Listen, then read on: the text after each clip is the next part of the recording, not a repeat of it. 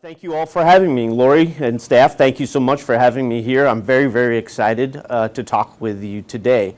It was interesting when Lori first approached me about coming out and speaking with you. We talked a little bit about what do we call today kind of thing, and we struggled a little bit with it. I have a very interesting name, so we struggled a little bit with things matching and those kind of things.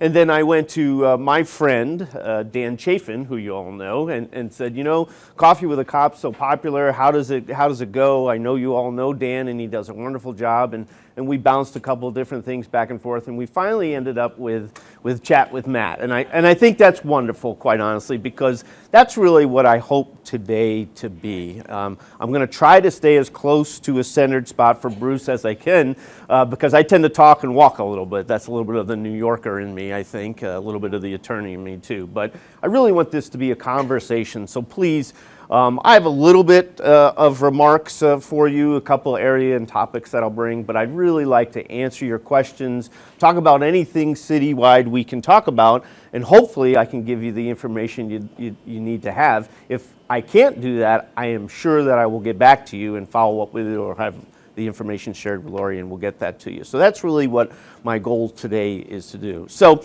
a little bit more about my background. So I love the city of Wadsworth.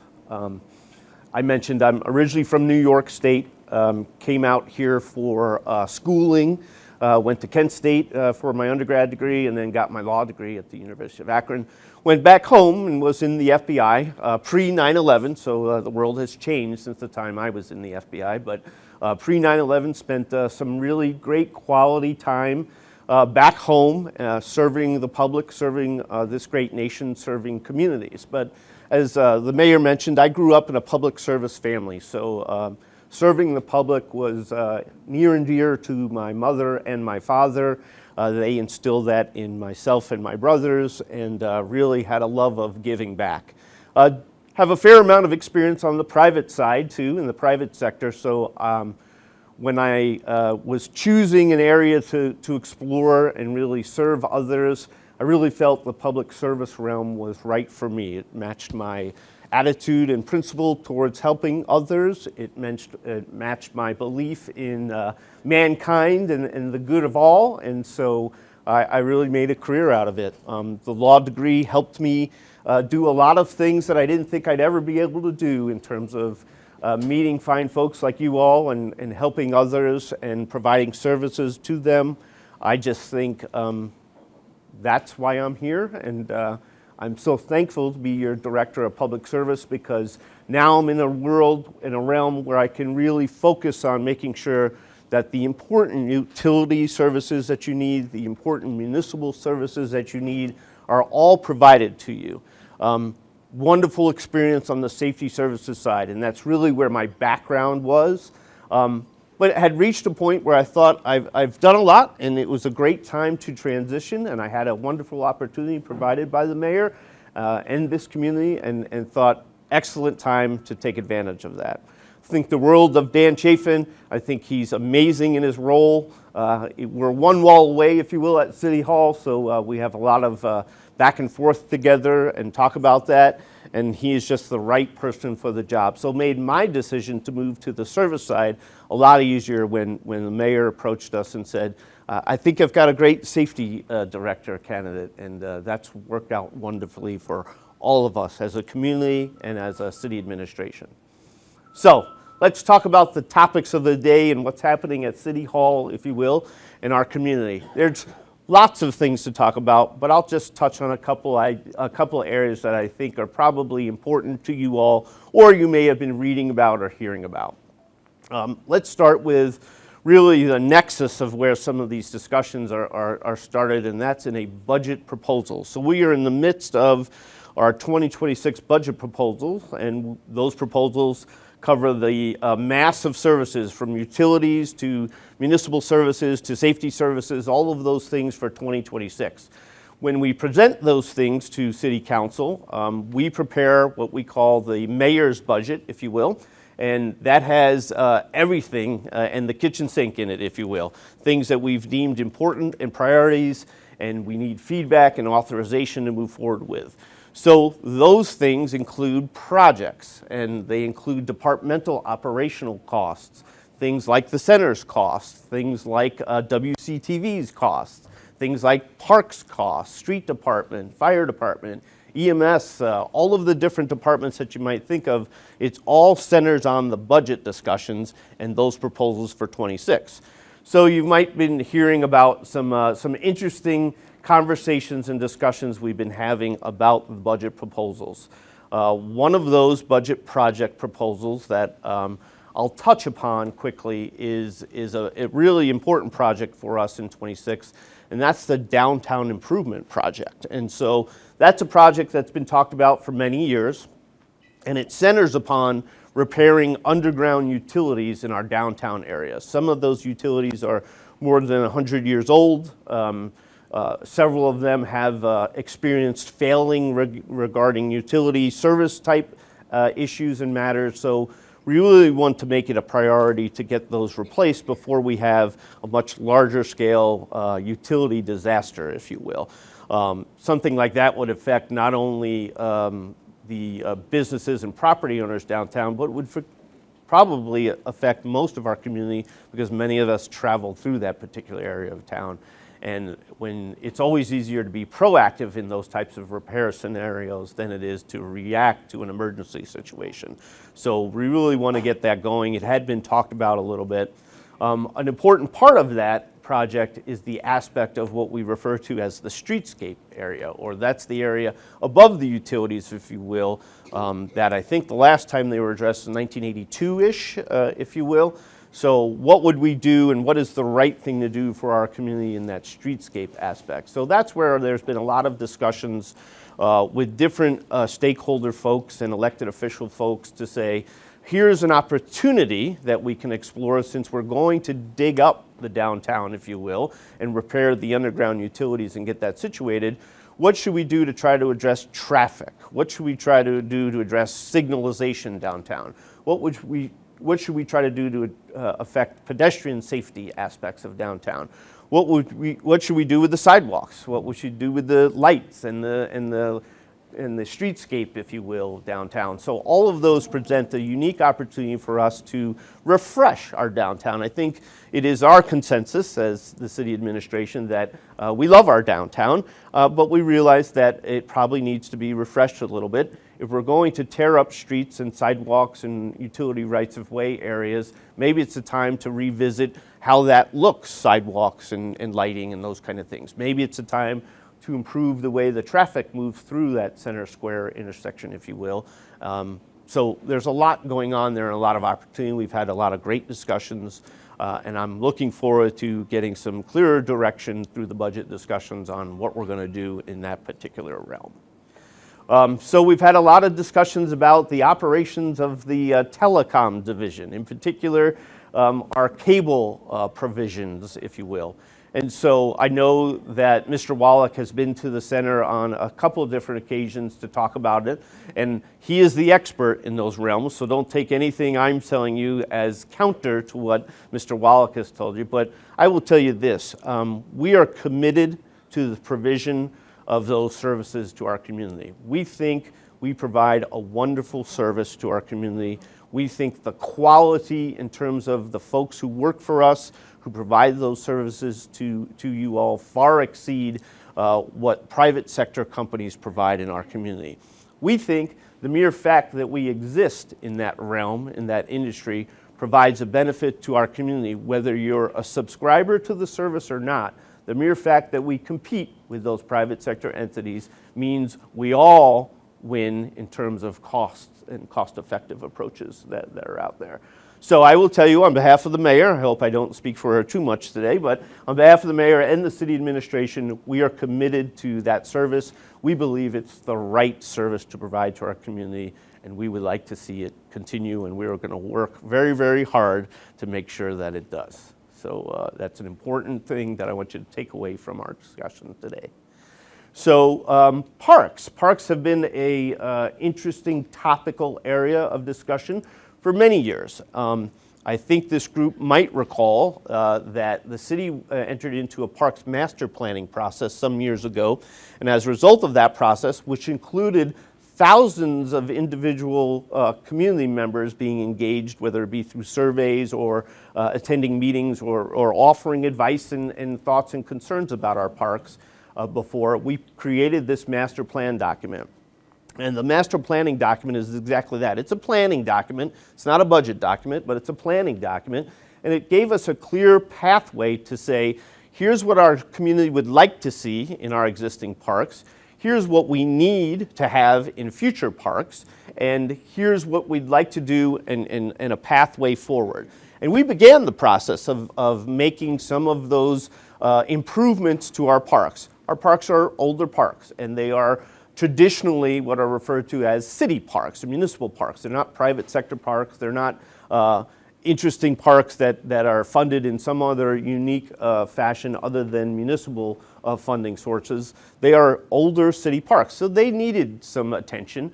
And we've also grown as a community from when those parks existed, so we needed some specialty items in there. You probably have all heard about the move we made from Kaleidoscope, which served this community wonderfully for many, many decades and was really a community-driven project. We moved to the new Blue Tip Park playground in that particular area when we replaced Kaleidoscope. And we added some more modern amenities, if you will, there. There's something called the zip line. I'm sure all of you take part in the zip line usage a lot. So I'm telling you something you already know. But there's a zip line feature, and then there's a splash pad feature, things that are relatively common in newer city parks and other communities. Those were added in, as well as a wonderful, wonderful playground structure. And then we had an opportunity to improve the parking areas in those particular areas. So we added a new access road in. It makes it safer for families and those using the parks to have those dedicated resources. We added parking spots. Parking is a premium, not just at the senior center. It's at whatever facility we seem to end up talking about the need for more parking. We did that. On top of that, we had at the same time a very, very much interest in pickleball. Pickleball, I don't know if there's pickleball players or not. We added some pickleball courts down where they didn't exist. We improved some tennis court facilities where they did exist. We had an opportunity where, unfortunately, we ended up removing a ball field that was heavily used by some of our youth organizations as well as our adult softball players used that. But we were able to sort of adapt the new space to at least be the home of T-ball. So there's some T-ball courts there. I'll get back to that field that we removed and tell you more about those improvements. And then we also were able to upgrade in terms of pickleball Durling Park's courts, where it's very popular in that particular court area. We also added a half basketball court there. So we had already begun the process of exploring some of and following through on some of that park master planning work that needed to be done. But we knew that it was going to be a multi-year process to get us to where we wanted to be in terms of those parks. So the 26 budget included some more park projects in it. We've had some great discussions about parks. There's a really big, exciting park project on the horizon, and that's the Brickyard project, if you know.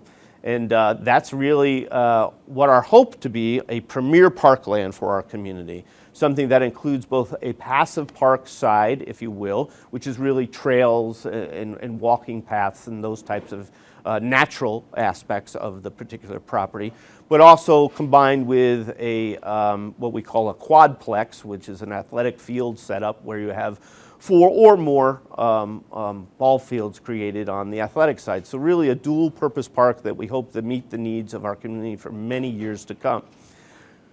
We've had some discussions. Those discussions have been good discussions, but we perhaps have a difference of opinion on the approach.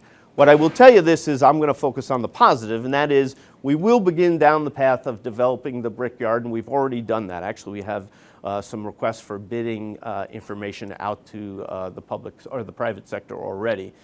What we're going to do is we're going to leverage some state dollars that we received to develop the property to remediate it. And so we're going to do some remediation work, which was, if you know the property at all, it was the old brickyard and brick plant, if you will.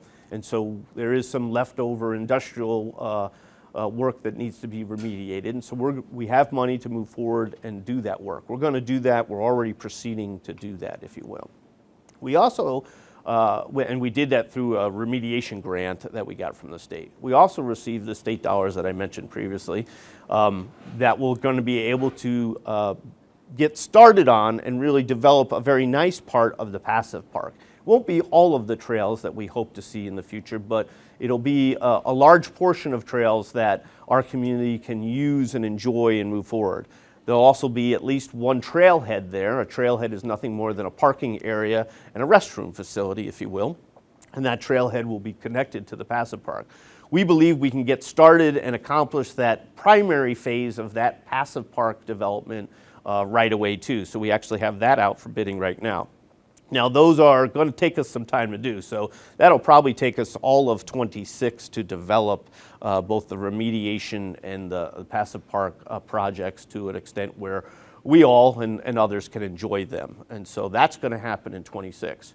What we had hoped would happen we would get authorization to move forward with the athletic portion of the park complex, as well as what I would call the utility portions of the athletic park, which is the building and construction of entrance drives, ingress and egress points, parking facilities, the underground utilities, which would include water, sewer, power to facilities that would be in the park.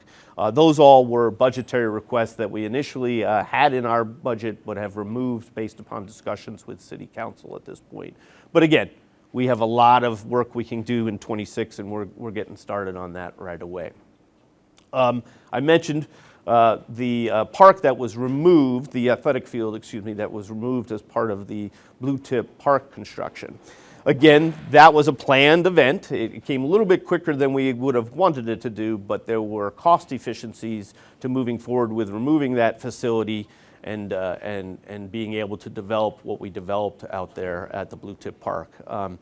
But it did come at a cost, and it came at a cost of removing an entire field from play and use that all of our youth divisions really looked at, many of our youth divisions used, and certainly we removed all of adult softball's ability to use that field at all. So that league actually went away. So we worked hard to make sure that we could implement a situation where we wanted to get another field introduced and get moving quickly. And that's what's happening over at Freed Park. If you've been by Freed Park on Leatherman Road, you can see the progress and development of a brand new ball field, which did not exist out of that facility. And it's an exciting park project because it is the city's first endeavor into a synthetic turf field, if you will. And you can start to see that developing now. The park is making, or the contractor's making great progress on the park, so it's really coming along. The reason we went that approach is twofold. One, we think that's the right approach for some of those athletic fields that I mentioned out at the Brickyard properties. And two, the reason that we think that's an important approach because I think you all realize, here it is, a guy with a tan talking to everybody in Northeast Ohio. We all realize that the weather in Northeast Ohio is not always conducive to athletic events, if you will, early spring, think March, April, and certainly come fall time now, it's tough to get on natural turf fields. Well, synthetic turf fields allow you to begin earlier and allow our youth and our sports organizations to get out, get those practices in early in spring and really start games early. And then it allows you to use that field further into the year, fall time now, to finish up any of those training aspects or athletic aspects that you want. One of the things that I really thank our city crews for is, if you recall the ball field at Memorial Park, there were lights at that particular ball field. They were older generation lights, but certainly usable. So they saved those lights, and we're going to put those lights up at a Freed Park, if you will. They have some short end-of-life aspects to them, so we might be replacing them sooner than later, but we're going to put them up. We're going to use it for a couple of years and do that. What does that do? That again allows us to address the issues of our community in terms of we don't have enough fields to meet the needs of the fields. Well, not only if you can get them on those fields earlier and stay later, if you will, on those fields, if you play throughout the daylight hours and then the early evening hours, because it's a lighted field, you get to have more games in. You get to meet the needs of our community, which came out of that survey, which was we don't have enough fields that we can use for the full duration of what we need. So Freed Park's coming right along, and we're excited about that particular area. So couple of highlights there for you. We did have some other park projects that we were looking to do that'll have to be moved further out based upon some of the budget discussions we've been having. There's also been a discussion as to whether the funding of the parks using income tax dollars and general fund dollars, which is traditionally the way we've done it, is the right source of funding. So council has posed some questions as to whether parks should have their own funding mechanism in the form of a park levy and what we should do there. We're not certain that that's the right approach, but we're willing to explore whatever approach we need to in terms of making sure that these park projects move forward sooner rather than later. So we're doing that. I think that's everything I wanted to touch upon in terms of projects and the 26 budget and what's happening at City Hall. But I'm sure you probably have questions about some of those areas, or if they're not those areas, other areas that I might be able to answer, and I'm happy to do that. So fire away, if you will. So if you raise your hand, I'll come to you with the microphone. Bruce, am I doing okay? Yeah, you may have to repeat the question. Okay, this is about, and it might be a vocabulary issue, the word streaming, and I understand that, like, to me, streaming is you have like a Roku or an Amazon Prime Fire Stick and you get Netflix or Hulu. I don't have any of that yet, but I am working on it. When you guys say streaming, you don't mean like we could get Netflix and Hulu from the city. You just mean streaming like that it's fiber for the people who currently have the CityLink cable. Is that? So let me talk a little bit more, and I think that's an excellent question. The question is, how do we define streaming, and what does streaming really mean in terms of the project that's ongoing and that's been a part of the discussion? So let me take a step back, because I didn't do a very good job of explaining to you that particular item and issue. So the cable TV industry is changing. I think we all know that. You know about streaming. The reason we know about streaming, the reason we know about these other items is because the industry is changing. We recognize that as a city provider in that industry, that the industry was changing, and it was changing more to a fiber-oriented service. Streaming services, which are some of those that you named that I won't rename, they use the fiber backbone to provide that service to you. So the other thing that's really been a challenge for us for the 18 years I've been with the city is the industry, the model of the industry is we pay for the content on the cable TV side. So I'll exaggerate a little bit, bear with me. So little old Wadsworth negotiates with ESPN for their content. Do you think we have good leverage or poor leverage in that discussion? Yeah, not too good, not too good. And that happens with many of the other multimedia providers on the cable television side. So the industry, as I mentioned, changing is going away from, we're not the only one that find ourselves in those situations, but we're going away from that content-based, costly business model to more of give the consumer the choice through streaming services and let them decide what content they want to do. That content cost is now not placed upon the provider, like CityLink, anymore. It's because the individual's choosing their content and paying for the content that they want, if you will. So the industry is going through that change, but our project is about the backbone of providing those services, and it's the fiber project is the way we do that. So the streaming product and some of those other things that we provide will be on that backbone of the fiber project. The discussion that has been ongoing is whether we should continue to provide that service or not, because others in the private sector provide that service. Well, we humbly say, as I indicated earlier, that we also provide that service, and our community benefits from providing that service. The reason you benefit is because, one, competition alone is good.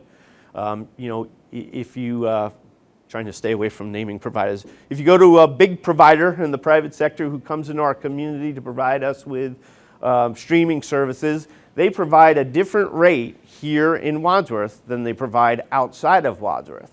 Why do they do that? Because they're competing with other entities. Those entities are not only the normal folks that they compete with, which are limited in our particular area, but also a very high quality CityLink service that drives their costs down to be more competitive with our costs. So it's an interesting discussion, not an easy discussion, but one where we're committed to continuing the services of CityLink, because we believe that fiber to the home project is essential for whatever service you might choose, but we know it's essential for our service. And ultimately, while it's a large investment now, it will pay dividends later in terms of not having those costs and having a backbone service that will provide those customer-oriented TV choices and streaming choices that you all can make as customers in those realms. It also is important for me to note, because this is not something that is talked about enough in these discussions, is the city. The city, as you all know, we provide many, many services that many communities do not provide.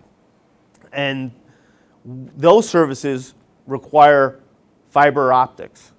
They require those fiber services. Just to run our electrical distribution system, all of those systems need to talk to each other. They need cable to do that. They need fiber to do that. So our project helps us continue to provide other services to our community, as well as the services we need internally to run our operations. So it's an important project for the city also. So very important project.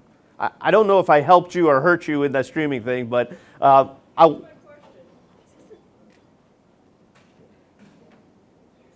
guess just to get, to dwell down deeper. So, right now, if I wanted to get Netflix, I'd still have to go somewhere else. The city right now is not offering that type of streaming. It's an excellent question for Mr. Wallach, but I will tell you, no, that is a separate subscriber-based service, okay. but you can get it through us.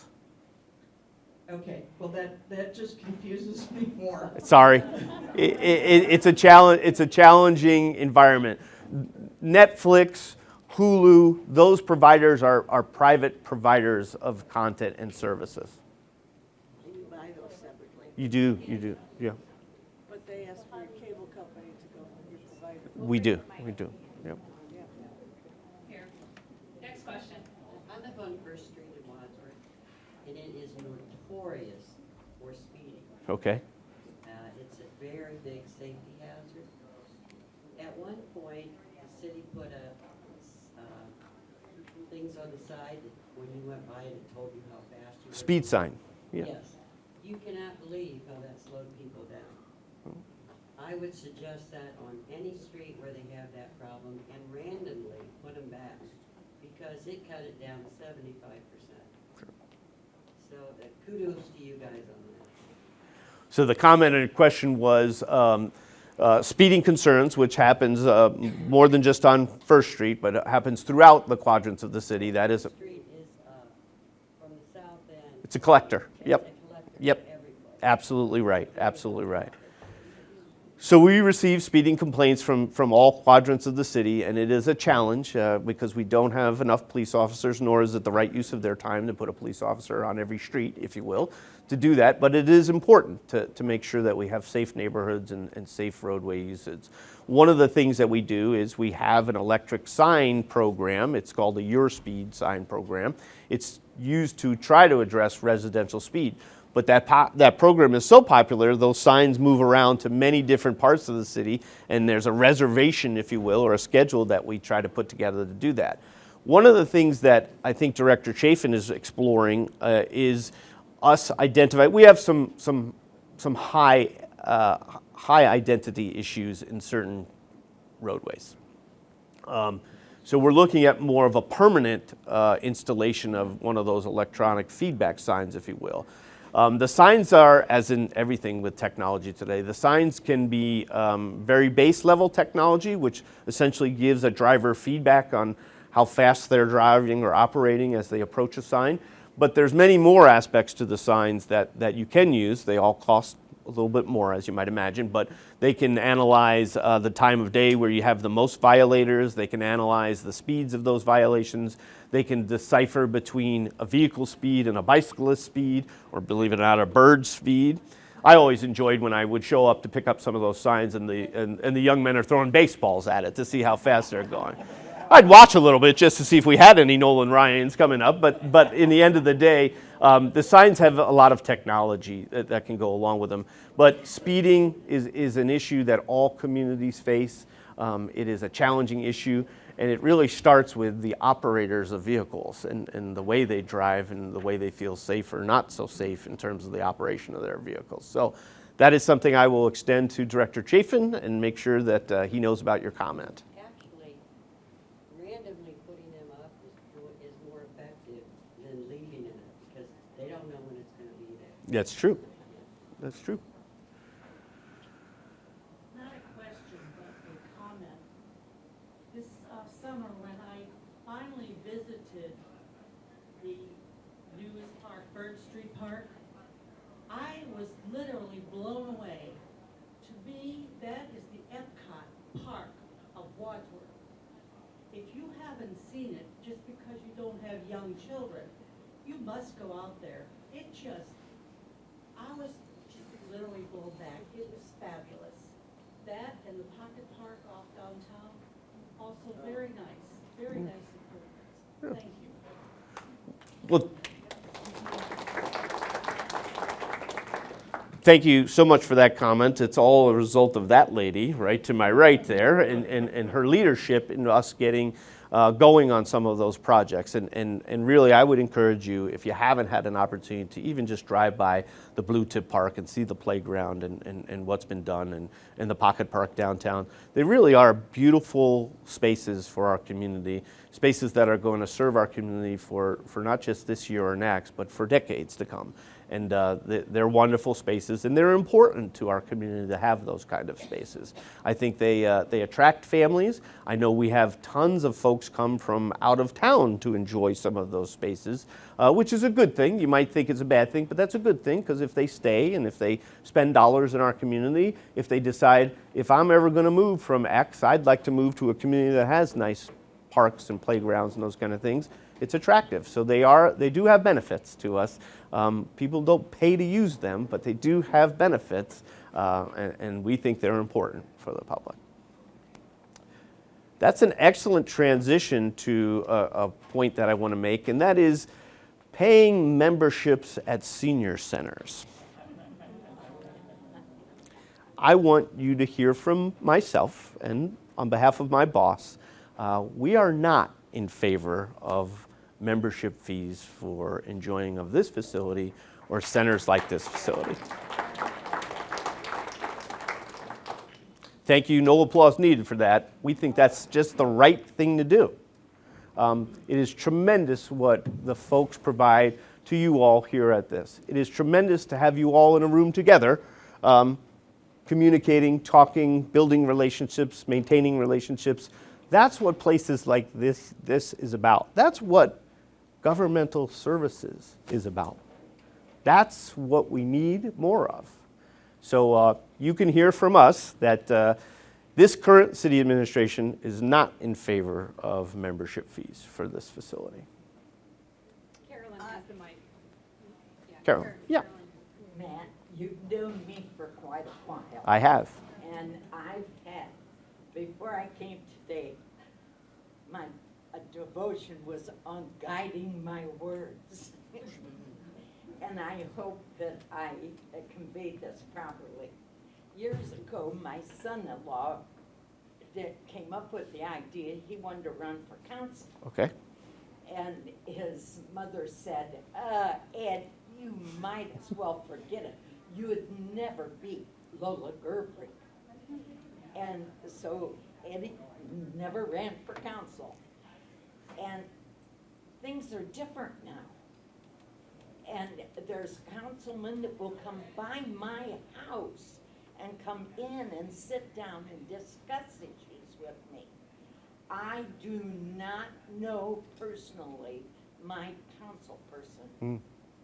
Now, at the Board of Elections, I saw a council person, so I hit that person up with some questions. Sure. And, of course, one of them was about the senior center. And each one of these people that are here are special. And I have volunteered when it was still downtown. And so I don't know how many years I volunteered here, but I would bet I'm one of the oldest people in this room. Because I'm not taking that bet, just so you know. But I know what you're saying. and Yes. I see something in council that I never saw before, and it seems to be a little more dissension. And it seems like there's things they could hash out together in private, in each other's office, if they have offices or rooms, before they come to the board meeting. And believe me, I watched the planning commission, I watched the flood budget commission.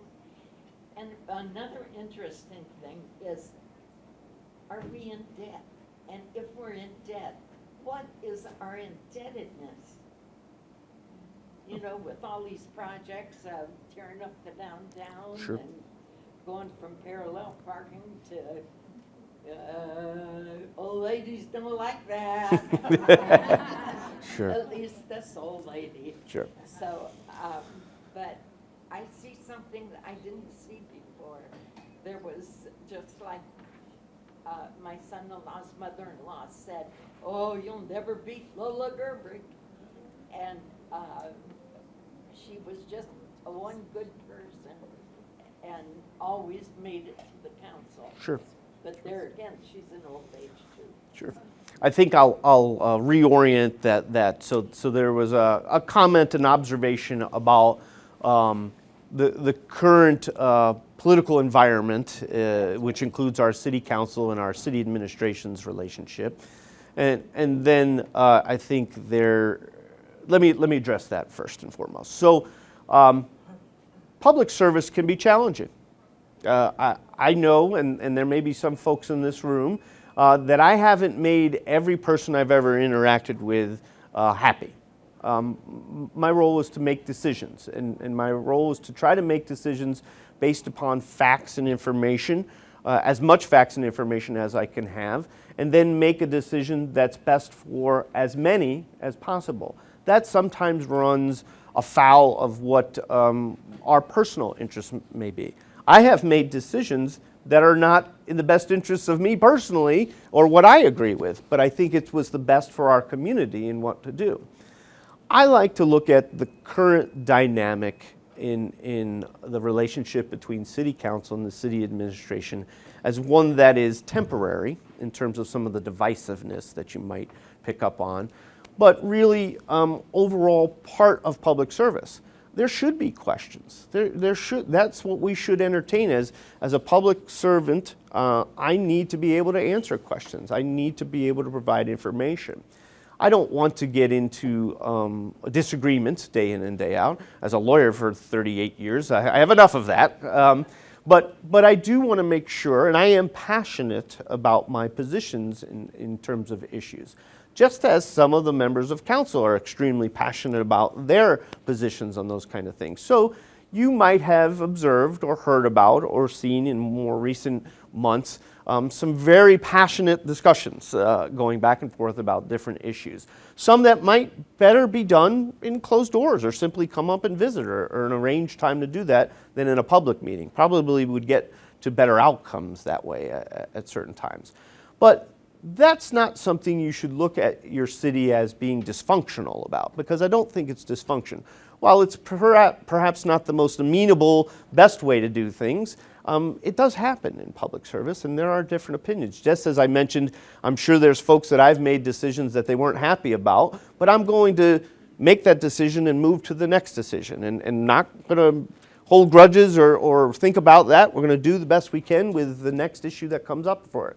That's really been my approach. I know it's my assistant service director's approach. I know it's the approach that Robin would like us to take. So our job is about providing information. Our job is about debate. Our job is about coming to the solution that is best for the most of us. Not for every one of us, but for the most of us. And we're committed to do that. And I think we can do that with our current council and with future councils. At least that's the type of leadership that I would like to provide and move forward with. And I think we're getting there. We're doing that. There are many things that we agree upon with council that you don't hear about and don't do. And we work together to move those processes forward. So it's just part of where we find ourselves in the current climate.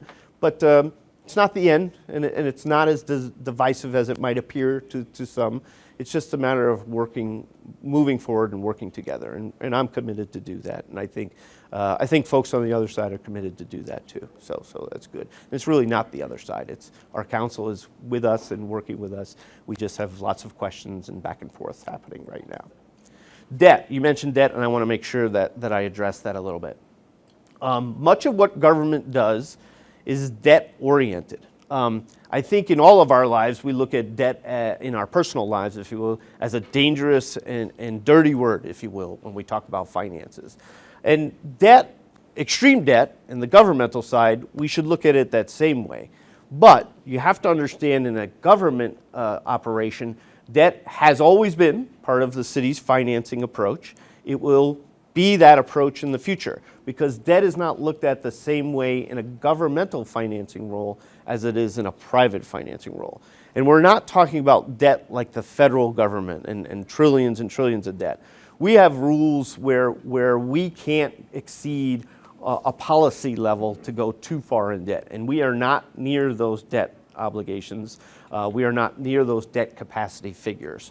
But I think there's been good discussion about what is too much debt, what is not too much debt, those kind of things. I will tell you, we are in sound fiscal condition right now. We monitor that. We work with our auditor and our finance division. We work with city council to make sure we do that. But we do have some things that are on the horizon and that we've already started down that are very much debt-oriented, and those are those utility projects. How do you put together a project like the downtown project and replace water lines and sewer lines only on the backs of current ratepayers? Some would tell you that's not the proper way to do that, because those pipes will be used for decades and decades. After I'm gone, those pipes will be used. So the right way in public finance to look at that is, don't make the current taxpayers the only one to pay for that. Make the ratepayers through time pay for those improvements. So you spread the cost among it. The only way to spread the cost of those types of projects is through debt issuance, and that's the right approach. Now, you have to evaluate every project and make sure, is this truly the right way to do it? Are there other funding mechanisms, and what do we do? And we do that. So we look for low interest loan amounts which don't present debt issuances for us the way internal debt might do that, or external debt issuances might do that. We look at granting opportunities and funding opportunities outside of debt issuances. So we continue to explore all of those funding mechanisms to help us make the right decisions on how to fund those. But things like sanitary sewer overflow projects, which are multi-year projects that are happening throughout the city that need to be replaced, need to be fixed. We have mandates from the federal government to fix those things. We don't have the cash on hand to do that. We need to issue debt for those types of things. Clean Water Act requirements, making sure that water is delivered cleanly and those types of things. We have to get lead out of the water system. All of those things have to be done, and we don't currently have the cash reserves to do that. Not because of something that we've done wrong, just because those are millions and millions of dollars of project or items that have to be done over 15 years. So what's the best way to fund that? Spread those costs amongst all of those users over that period of time. How do you do that? You use that ugly word called debt to do that. But again, remember, debt for all of us, in terms of your government's debt, is much different than debt for us personally at the Hiscock household. You know, I rail against debt in our, but in the end of the day, my debt is a little bit different than you look at as our governmental debt because it's spread amongst so many. Don't take anything away from what I just said to say, let's issue debt and not think about it. We don't do that. We really don't do that. But debt is an important tool to financing public improvements. It has been for many, many years. It will continue to be for many, many years. Thank you for that question about debt and comments. Hi. Hi. My next statement is my personal feeling. Everybody that knows me here knows that I've been on the foundation board for 10 years, whatever. You were talking about people coming to the center and not being charged for things. And I totally agree with that, with some limitations. Because if we have people that are coming from Norton, they're coming from wherever, that are not coming from the 44281 zip code, or the ones that are right around us. We are spending our foundation money, which we're gladly making for the center, but there has to be some limitations on that. Because we have, people love our center because everything is free, and we have some great, I don't know how these women think up these things every quarter, because every quarter is better than the last. So I agree with you and I don't agree with you. And this is my feeling, it has nothing to do with the foundation, nothing. So I just feel that there has to be some limitations on it, and it's an unfortunate thing, because we've been known, we're known all over the country, this center is. It's not just in Ohio. We had people come from all over to see how we did it when Nancy was still here. Sure. So this is my feeling about it, and my thoughts only. I just don't want anybody to see any of the other members of the board and say, what do you mean? Because it's not theirs. It's mine. My name is Aggie. You can address it with me anytime you want. Thank you. No, I appreciate that comment. And just like my comments on public service in general, there are opinions, and those opinions are important. I guess what we're committed, and what I would tell you is that we don't see a need for a membership fee today or in the immediate future. If costs were far outside the folks who have contributed towards the funding of this entity, I think that's a decision point that you have to look at. What are the alternatives in terms of funding? But we're not there. We don't believe we're close to being there here, and we don't think there are, you didn't say this, so I'll use my own words, abuses happening by those who are not from our community in terms of the usage of this facility. If any of those things were presented, or if Lori or her team were to bring that to the directors at those levels, we would have a discussion about what is the right way to address those things. We have those discussions about other aspects here at the center and what to do and what the right path would be. We're committed to doing that. We're not shutting the door, but what I'm telling you is right now, membership fees is not right for this facility, and we don't think it's needed for this facility at this point. Well, thank you for your opinion. Appreciate it. Yeah. Other questions? I think I saw one in the back. Oh, I'm sorry. Yep. Across the street from Walmart, looks like there's building some kind of restaurant. Do you know what it is? And are there any other commercial projects on the horizon that you can tell us about? That is not a restaurant that you see coming out of the ground currently. That is a Westfield bank. Well, it's not a Westfield anymore. It's your First Financial bank that's coming out of the ground there. But that lot, if you've looked at it, it's been cleared. Behind it, there are some other plans. Something that seems to be very popular in the commercial development world. There's some storage unit items that are coming in, a little bit more of an internal storage unit, not the external storage units you see. And then there are some outlots adjacent to that where a very small commercial establishment would be able to set up there, but there's been no commitment, as I understand, from a restaurant or any of those items. The storage facility also, once it's constructed, will have some commercial space in the front of that, if you will, that would be facing High Street there. We have a lot of activity happening in the Planning and Zoning Division. A lot of it is residential growth, a lot of residential development being proposed. Not as much commercial development coming in right now, and of course we are always hunting industrial development because those are the real assistance in terms of taxpayers and those kind of things. But we're growing. We continue to grow, and that's a good thing for our community.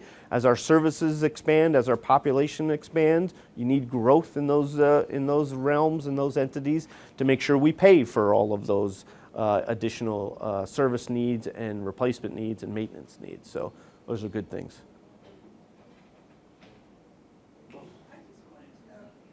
Okay, I was just concerned about, had a question, really not a concern, but a question about, you were talking about the park and the trails and things that you're putting in. Will they be wheelchair accessible or walker accessible, bike accessible? Are we including every genre, for lack of a better word? Sure. Sure. So the question was, when I mentioned several of these park projects and these new projects that are coming online, are they ADA accessible? Are they going to be unique for folks in wheelchairs or walkers? So that's a great question, and I guess I'll focus on the new passive park at the Brickyard to answer the question. Some of it will be accessible, other aspects will not, and that is in line with what, for park development, what the ADA requires. As long as you provide certain levels of access for those who might have disabilities, and you have other levels of access for those who do not or want something else, then you comply with the federal regulation. And so that's what we'll see on that. In the future, as we move further, I think what we'd really like to see is an expansion of those zones, if you will. So the zone where it'll certainly all be walkable, but might have a grade that is not conducive to some folks. We want to make sure that we have enough walkable areas that the grade is suitable for everyone, kind of thing. So when we start out, we're going to have a portion that is going to meet those needs and a portion that maybe doesn't meet that need. As we expand those pathways and those trail systems, that's where we hope to add more on both levels of that equation, if you will, or both sides of that equation, if you will, so that everyone can enjoy the passive park. Good morning. This is a public safety question. Sure. We're seeing people who do not have badges, who are wearing masks, who are driving cars that don't have any identification, that are brutalizing, rounding up people, basically kidnapping them. We don't know for sure if they're ICE or if they're people who are trying to look like ICE, but they're not. And I was wondering if you have any policy or any discussions related to how the city would react if those people come here. So the question is about some of the activities of federal entities, or believingly federal entities, in terms of immigration and naturalization enforcement items. Based upon my summary of your question, I hope you can probably take away those are federal issues, not state or local level issues. So we don't get engaged with that necessarily. We do not currently have a policy on how we might get engaged with that if those entities were to come to Wadsworth with those types of those areas. Quite honestly, as a local government, we have little to any ability to effectuate the enforcement of immigration and naturalization laws and regulations. It's just the way we are set up. We actually have no rights in regards to how that enforcement activity occurs. Those are solely a question of federal law, and those federal law systems take precedence over it. If the city was to enter into that type of fray, I think we would expose ourselves to our own level of enforcement and legal reaction and remedies by the federal government, if you will. States have actually tried to do that to a certain degree and have lost at the attorney general levels and reviews. So You're not going to protect your citizens, your residents in Wadsworth? So that is not what I'm saying. We would certainly take the stance of protecting citizens. Certainly, if it came to a level of a public interest, we would explore those areas. All I'm saying is immigration and naturalization is not something that the City of Wadsworth is involved with. That's not our governmental role. We don't have the ability to do that. In addition, many of those areas, quite honestly, are private citizen oriented, so they have the full breadth of the legal system available to them to protect their rights and interests in those realms. They're really not governmental, local governmental interests and concerns. Yeah. And thanks for taking the time, I appreciate it. Sure. Concerning the light downtown, and this may have been spoken about or something might be in the works, but heading, heading north and south on High and Main, Yep. there's a turn signal that goes on to Broad and College.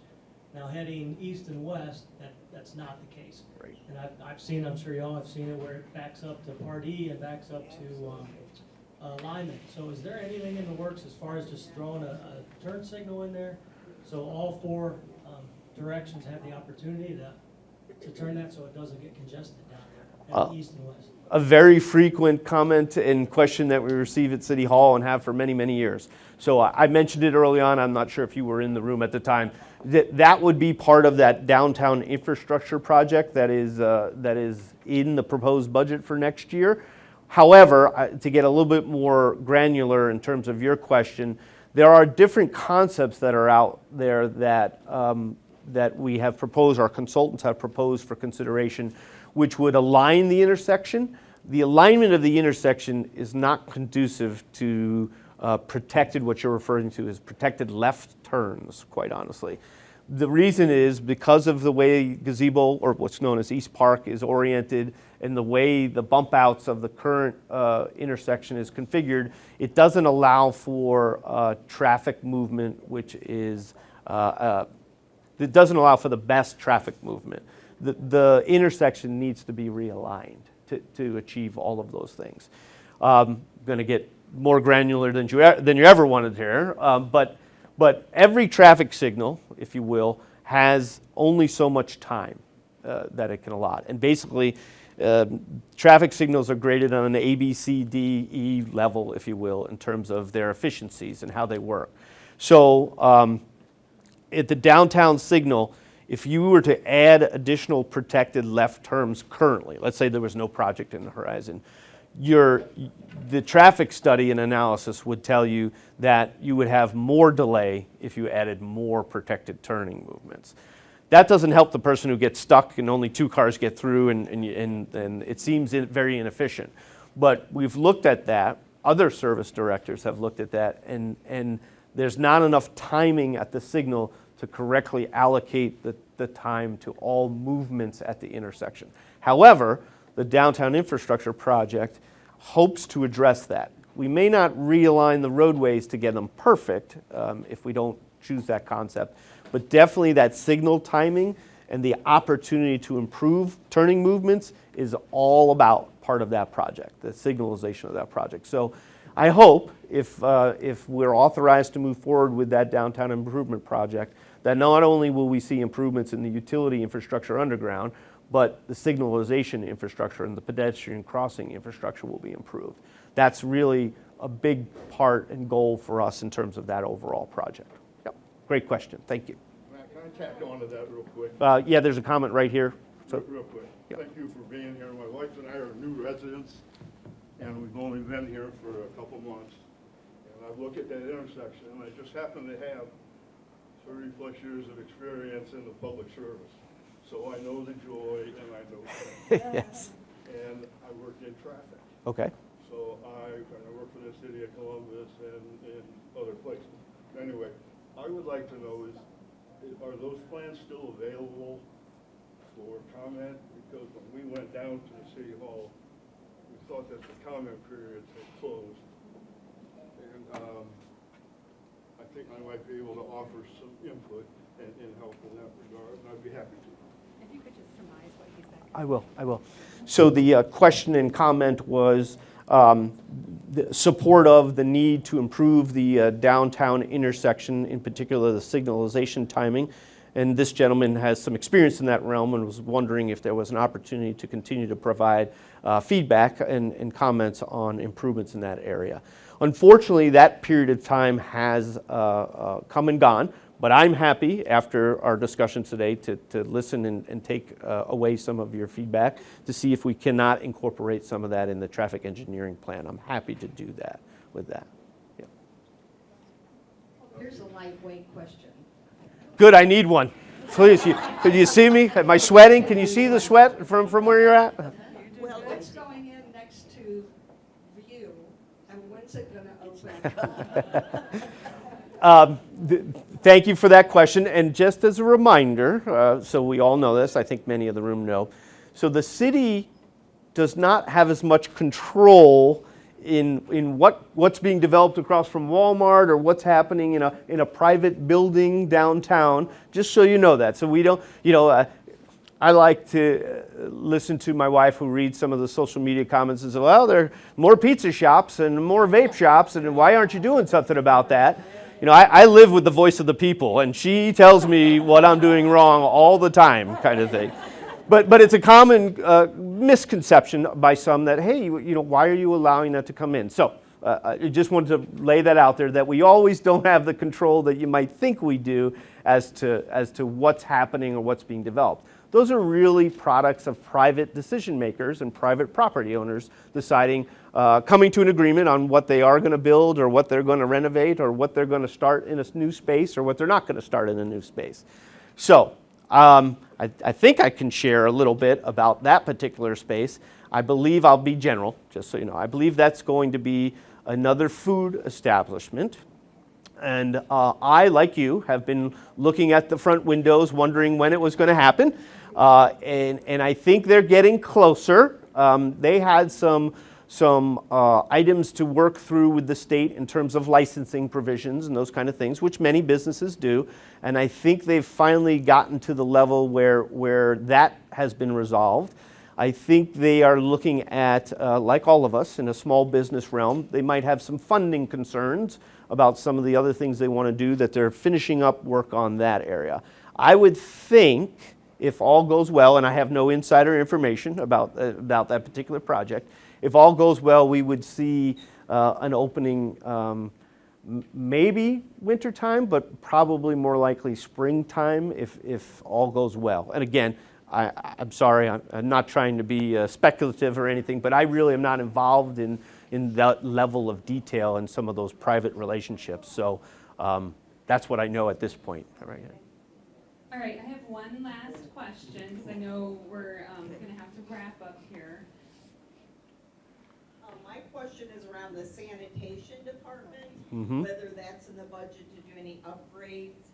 And I'm referring mainly to the recycle bins and getting in and out of there.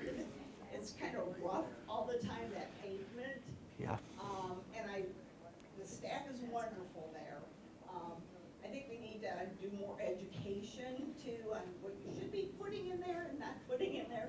And when they do that, it helps for a little while. Sure. But mainly getting in and out of there is, an issue. It's very bumpy and. Sure.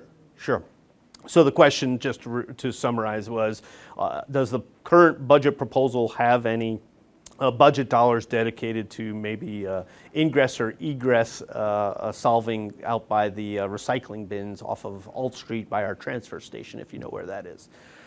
So the sanitation department's budget is obviously part of our 26 proposal. They are a part of every budget proposal in there. They provide an essential service. Thank you for your comments about the hardworking staff out there. They are wonderful and do an excellent job in a less than perfect environment, if you will.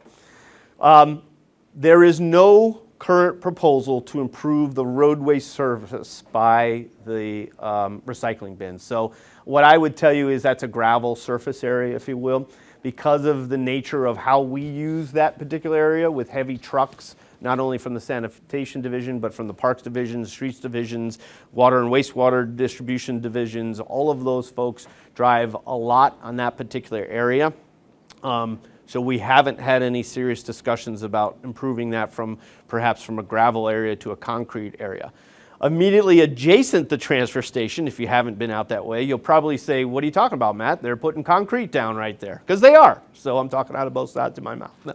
No, but what's happening is they are improving the parking areas, not the driving areas. The reason the parking areas need to be improved is because if you're familiar with our service complex, that particular area has been underutilized, and we needed more parking for more of the trucks and the staff overnight, secure parking near cameras in the right locations. So we are making some of those improvements there. Recycling is a challenging environment. We go through ebbs and flows of people complying with instructions and how to use the recycling bins, and at other times folks not so interested in complying and that whole area being a mess. It is a challenging environment, and recycling in general is a challenging industry. They're going through some changes and some measures of cost effectiveness which are not flowing in the right direction in some folks' opinions, but it's a challenge. What we try to do is get ahead of the times when we have abuses out in those areas where people are just putting non-recyclable trash in recycling bins or piling stuff next to the bins. You see it in all communities. You see it in other parts of our community where there are private recycling bins. When we see or anticipate or seasonally know that we're going to have issues, that's when we start to point some of our education attempts and materials out in those directions. And I anticipate we'll do that again in the coming months as we get closer to some of those abuse times of the year. Thank you so much, Matt Hiscock. Let's give him a big thank you for coming.